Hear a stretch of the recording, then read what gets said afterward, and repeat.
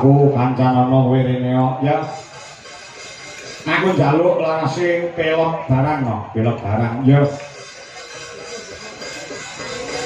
Sing takon jumeneng sinden ana telu ya kuwi Budwi Kurniawati, Mayang Icilik-icilik-cilik karo Mbak Wiwi Irmawati. Oh, nggone rada rupak ya. Tak aturi medhun ana panggung sing isor. Aku njaluk lelagon kanggo salam pambuka. Kelinci ucul judule nganggo gamelan Bali, ya. Mumpung awake dhewe entuk berkah, entuk tinggalan, entuk warisan gamelan Bali saka guruku ya kakangku sing wis kewarga, ya kuwi almarhum Ki Entus Susmono saka Tegal. Ya. Iki gamelane Kang Entus ya. Alhamdulillah aku diwarisi no. Oh ngono ya. Kelinci ucul garap gamelan Bali. Monggo pun aturaken aku tak merono no. Ya. Kelinci ucul yuk garas.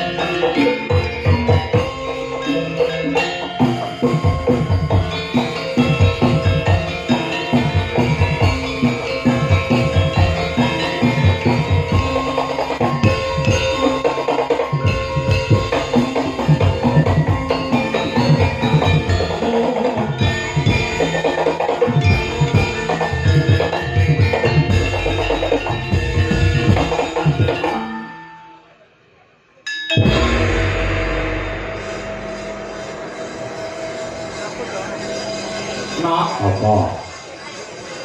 Sing dadi gagasane ati, sing dianti-anti rina wengi, fa insyaallah bengi iki wis lakon dadi bukti. Oh ngono ya. Ing diantu-antu rina pantanganing dalu, bengi iki wis lakon lumaku. Oh ngono ya. Sing dimaksudke mak kepiye? Sing dadi gayuhan kang santosa dianing panjenengane Bapak Sugiyanto. Ya. Nek Pak Giyanto piyajine ora pakai apa. Heeh. Anggap diarani Pak RT ayam ngono mah apa. Oh, ngono ya. So Ibu Yayu ing lenggah wonten ing Rancang Mantingan Ngawi. Ya. Awit berkain Gusti ingkang kandha jagat Gusti Kang Maha Suci. Bengi iki wis lumaku kanthi rancang nir ing Sambikala. Ya, Purwa, Madya, Wasana muga-muga lancar pinengen rahayu wilujeng nir ing Sambikala. Adoh saka Buddha rencana. Amin, amin ya rabbal alamin. Pancen ya kaya ngono ya ya. Pancen ya kaya ngono. Oh ya. Dadi bengi iki awake dhewe sowan ana juragan potong ayam. Ya kuwi panjenengane Bapak Sugiyanto saha Ibu Yayu. Heeh. Aku rene iki ya seneng ya susah. Lho, kose. Senenge perkara apa? Senenge dipercaya lawan panjenengane Bapak Sugiyanto saha Ibu Yayu. Ya. Sing lenggah ning Rancang Mantingan Ngawi. Oh ya, heeh. Tanpa dipercaya dening panjenengane Bapak Sugiyanto saha Ibu, tangih awake dhewe bisa ngabiyantara sowan sak bergodo komplit bengi iki ngabiyantara sowan. Oh, mesti nek ora percaya kelawan awake dhewe mesti golek dalan liyane, Nduk. Oh, ngono ya. Nek gandeng panjenengane cita-citane wis suwe nggone kepengin nekakne awake dhewe sak kanca, siji kang den udi supaya awake dhewe bisa ngabiyantara sowan bengi iki. Oh, kuwi seneng-seneng. Kok ditanggap wong kok, Nduk? Oh, ngono ya. Susahe perkara apa? Ora ngerti sadurunge nek panjenengane Pak Sugiyanto ki pengusaha potong ayam sing sukses. Oh, ngono ora ngerti nek panjenengane kuwi piyayi sugih, piyayi luar biasa, iso nanggap awake dhewe, iso nekane Niken Salindri sing ragate larang. Oh, jebule panjenengane Pak Giyanto ki nyolong pedhek piyayine prasaja, piyayine biasa, ning duwite akeh. Sing mok gelane perkara apa? Lek ku gawe rega kemurahan.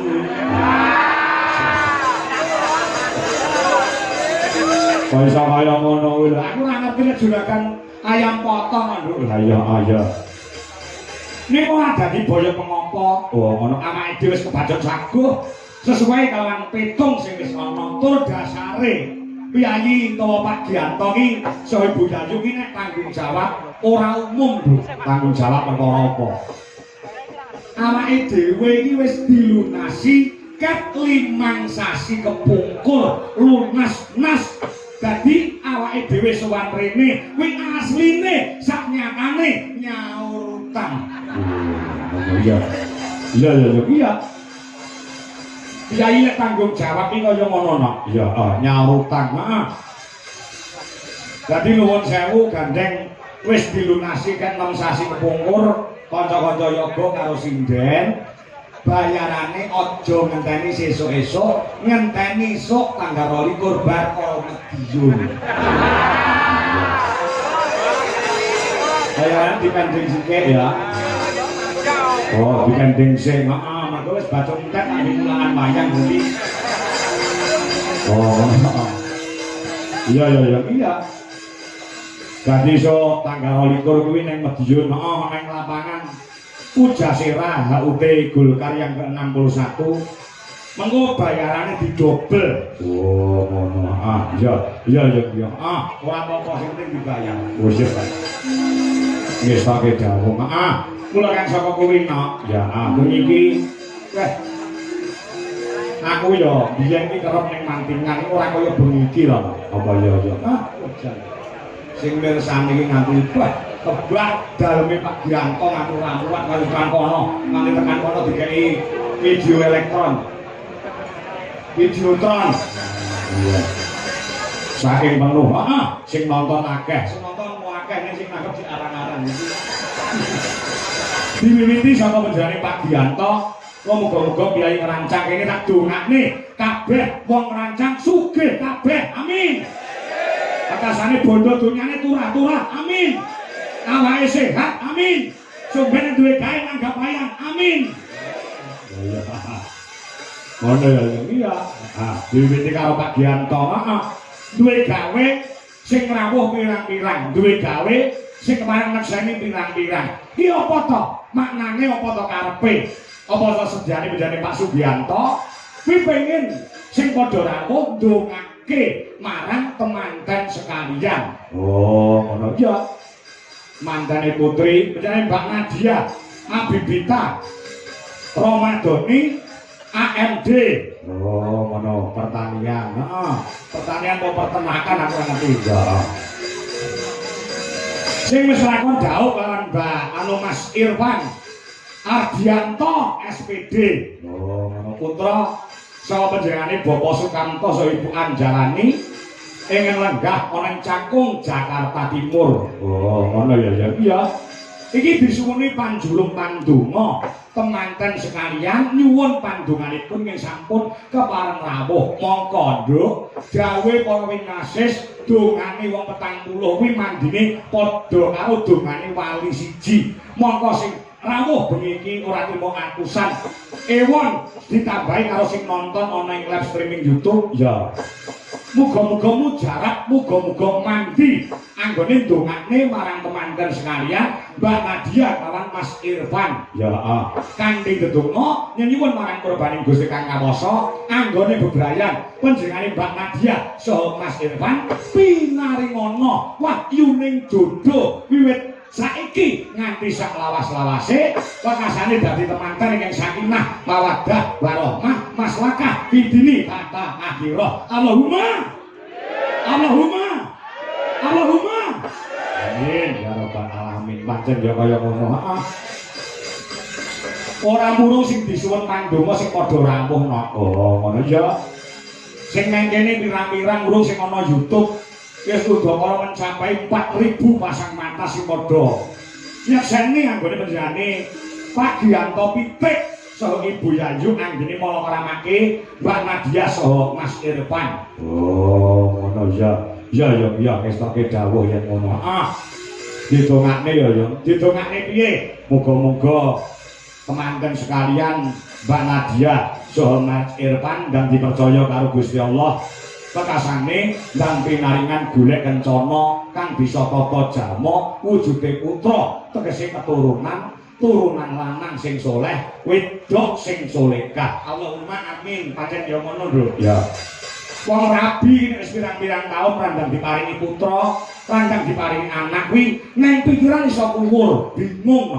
Oh ya ngetoke dawuh dadi anak kuwi penting tumrape wong bebrayan kanggo srana neruske marang sejarahe wong tuane. Oh ya ngetoke dawuh gawe anak kuwi supaya dadi anak sing soleh anak wedok sing solehah kuwi ana carane ana lho. Iki men dicatet karo Mbak Nadia saha Mas Irfan. Oh ngono. Nek perkara ilmu sik dhuwur mantene lanang wedok mantene wedok wae AMD pertanian ya mantene lanang wae SPD sarjana pendidikan. Oh nek babakan nyamuk lan kawruh isih pinter manten loro-lorone nek perkara gawe anak sik pinter aku karo mantene. Iya tenang iya apa nek teknis-teknise dina-dina sing apik supaya gawe anak kuwi dadi anak lanang sing soleh anak wedok sing solehah ana lho. Iki dicatet sik karo temanten sekalian Mbak Nadia karo Mas Irfan. Dina sing paling apik, dina sing paling becik, hari yang afdol untuk membuat anak utawa gawe anak. Kuwi paling apik dhewe siji lho, apa? Malam Jumat. Oh, iya. Iki diarani sunah Rasul. Wong lanang karo wong wedok lek nglakoni kumpul utawa gawe anak malam Jumat kuwi ganjarane padha karo 1000 derajat kamulyan. Lho, kuwi ampuhe kaya ngono nduk malam Jumat. Oh iya. Lek malam Jumat iki ganjarane 1000. Heeh. Nek malam Kamis karo malam Senin kuwi ganjarane mung 500. Sak liyane dina telu kuwi mung nyatusan. nyatu sono nek kuwi ditindakne ping 10 ya 1000 nek apike agama iki ning Indo. Oh, tapi agama iya. Wong nek wis nikah wis diseseni karo agama lan negara wis penak sik entuk ganjaran. Tur nek ditindakne malam jemuah kuwi padha karo mateni iblis 100. Mbak Nadia, Mas Irfan, kuwi dicatet nek sampean gawe anak malam jemuah kuwi padha karo mateni iblis 100. Mula Mbak Nadia saka mangsa nek Mas Irfan lali dhelekne kemis sore ngono kae dheleke. Mas, ampun kesupen mengke dalu mateni iblis 100 lho, ngono lho. Oh iya. Iya, maaf. Dadi ana dina-dina sing apik kanggo gawe anak. Heeh, tenan no. Ya, apa ana pantangane wong gawe anak? Ana. Wong gawe anak ana pantangane. Iki dicatet karo manten lanang, karo manten wedok. Oh, mergo aku wis nglaksanani pantangane wong gawe anak kuwi apa? Aja gawe anak pas lunga utawa pas rame omah. Pas lunga ora entuk gawe anak. Mergo apa?